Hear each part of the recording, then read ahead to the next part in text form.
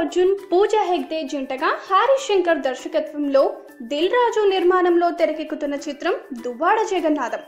ఈ చిత్రాన్ని June 23న release చేయనున్న విషయం తెలిసిందే.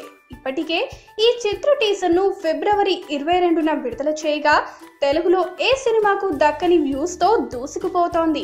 ప్రస్తుతం 16 మిలియన్స్ కు పైగా వ్యూస్ తో ఈ టీజర్ ఎవరికి అందనంత ఎత్తులో నిలిచింది. ఇక రిలీజ్ డేట్ దగ్గరకు వస్తున్న కొద్దీ చిత్ర ప్రమోషన్ ను వేగవంతం చేసే పనిలో చిత్ర యూనిట్ నిమగ్నమైపోయింది. ప్రమోషన్స్ లో భాగంగా గత వారం రిలీజ్ చేసిన సాంగ్స్ కు కూడా మంచి ఆదరణ లభిస్తుంది.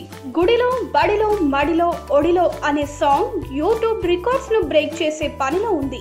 ఇప్పటికే దానికి సౌత్ ఇండియాలో ఏ సాంగ్ కు రానని లైక్స్ తో టాప్ ప్లేస్ లో ఉంది.